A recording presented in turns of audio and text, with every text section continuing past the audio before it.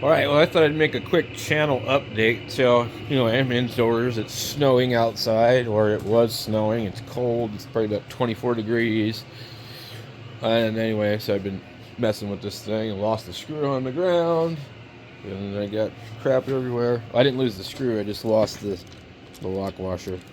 So, I got my 101 station over here. I'm thinking to hook it up, and I need to dig out the monitor and the display, and then I figure out I guess I just run the coax from over there somewhere to over here when I want to operate it. Get the 1200 sitting over here. I have not really touched it because, like, literally it's like I don't know what that is. There's some dirt in here. Literally it's basically a 3000 without the other receiver and a few other plugs on the back. Strangely enough, both of these newer Yaesus are all off frequency. I don't know what's up with that. Anyway, I got the diesel heater blasting in the background, going through a lot of diesel lately. I don't think it's cheaper than the propane, but it doesn't stink and it doesn't smell, and you're not going to get a headache from it. And as long as you just burn clean diesel, this thing seems to do quite well. Some other crap in here. I had to clear off the back porch because we had mice.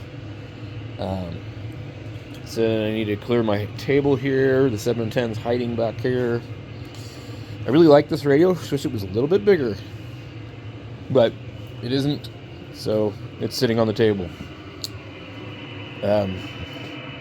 Today I've been using the 756 Pro, and I really feel like the spectrum scope on this radio is quite useful compared to like something like this. I think that the signal to noise ratio on the scope here is great, especially here because you can attenuate it.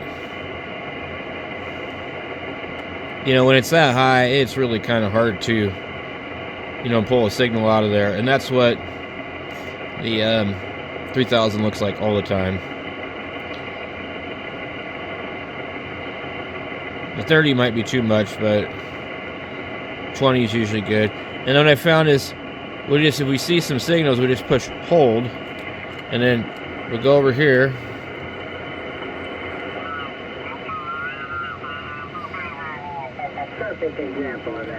and we'll just tune to it.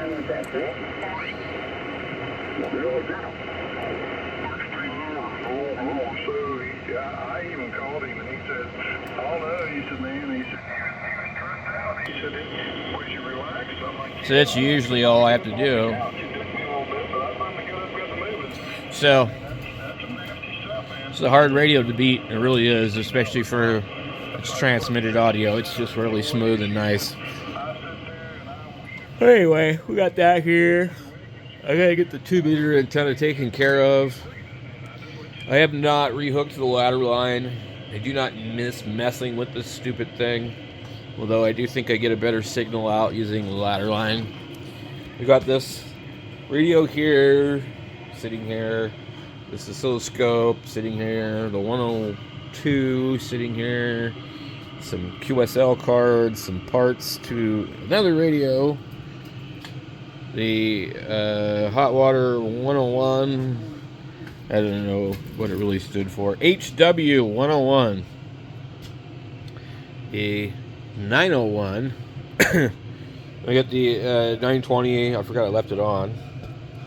And then all these radios I've been playing with the different, trying the microphones and stuff. And I had the Electreat element that I converted. And then one of these, I don't know where it's at, has a Heil element in it.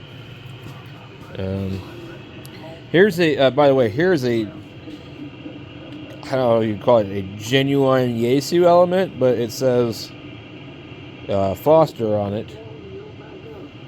And that was out of one with a Yaesu logo, and here's one that was out of one without the Yaesu logo. Very different, very light. This one's heavy, actually. Anyway. So this is the one right here where it says nothing on it whatsoever. The name over here is removed. That's what that one came out of.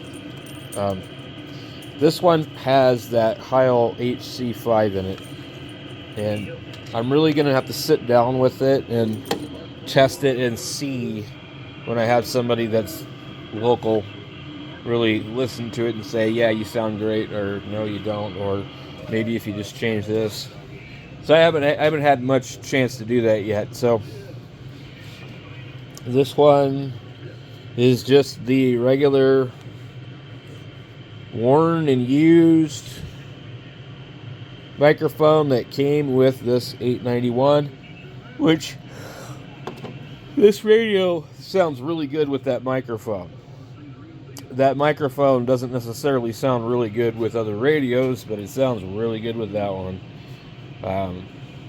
I don't have any EQ settings or anything enabled on the 891, which is, to me, kind of strange why this radio could sound that good, and then all these other ones you got to fiddle with them. So that's what I've been up to. Oh man, I'm getting tired. And then we got this microphone that claims itself to be a Vertex standard, but it's not. So anyway,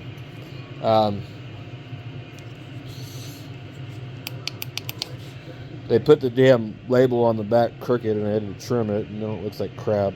Anyway, it seems to sound pretty good with the 450. I think it works a lot better. So for portable, I don't really care about having armchair copy, hi-fi audio. What it is I want to be able to be heard. I don't want the guy to ask me my call sign 20 times because I sound muddy.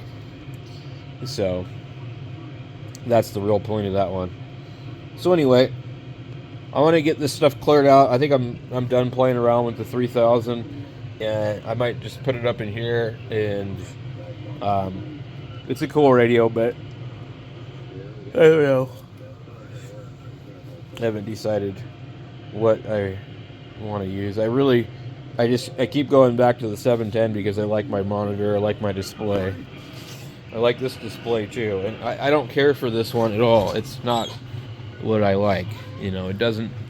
I don't like the size of it or the format of the. See how the icon is like huge? You see like a big display. This radio has got a smaller display, a shorter. It might be about the same width, and you have very little of this display is actually, your scope. They've wasted all this space over here and here, and when you look at the ICOM, it has, I think, more space across here, and it's taller. Maybe not, but it's definitely taller, and I don't think that you can do anything about that with this one, unless you want to look at it like this. You could do that if you want. You could have that other FFT, whatever that stands for. But this band scope's kind of a joke, really it is. And the fact that I'm stuck with my frequency over here, and I can't put it over here where all this junk is, and like they couldn't move that down or do something else with it or put it somewhere else. They couldn't put the frequency here like they do on the 1200. Why am I looking at VFO-B on my main display? This is not my main display. This should say VFO-B. This should say VFO-A. It's absolutely bass-ackwards. So that's some of the nitpicks that I have with this radio. I do like it though. I think it's got a really wonderful receiver. It sounds really good.